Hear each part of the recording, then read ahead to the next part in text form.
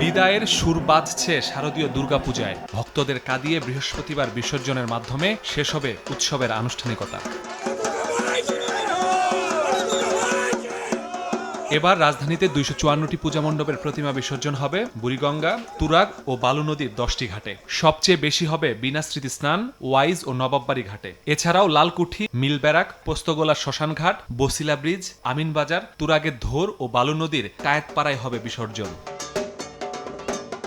Dhaka metropolitan police DMP বলছে, রাজধানীর বেশিরভাগ মণ্ডপের প্রতিমা কড়া নিরাপত্তায় আনা হবে ঢাকেশ্বরীতে। সেখান থেকে শোভাযাত্রা নিয়ে যাবে বিনা স্মৃতি স্নান ঘাটে। আর বিসর্জন ঘিরে মোতায়েন থাকবে ৪,৫০০ পুলিশ সদস্য।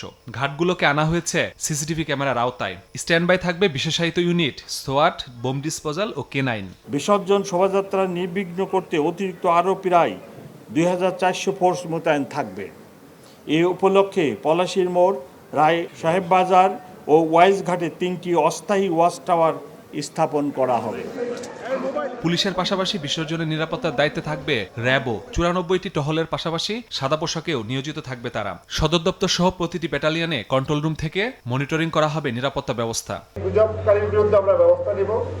আর যদি সত্যি কোনো ঘটনা সোশ্যাল মিডিয়ায় আসে যা সত্যতা আছে, সেটাও আমরা অনুসন্ধান করে ওর বিরুদ্ধে আইনানুগ ব্যবস্থা গ্রহণ করব। এছাড়া মাঠে রোবাস্ট পেট্রোলিংয়ে থাকবে পর্যাপ্ত সেনা সদস্য।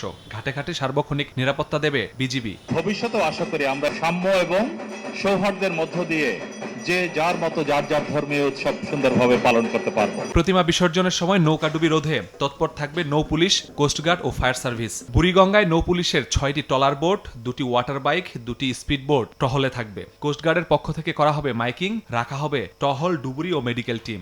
বিসর্জনের সময় যাতে কোনো ধরনের দুর্ঘটনা না ঘটে বা যদি ঘটেও যায়, তারপরে যাতে আমরা তাৎক্ষণিক ব্যবস্থা নিতে পারি। যে আমাদের ডুবুরি দল আছে, আমাদের বোট টিম আছে, আপনাদেরকে সার্বিক সহযোগিতা করার জন্য নিয়োজিত থাকবে।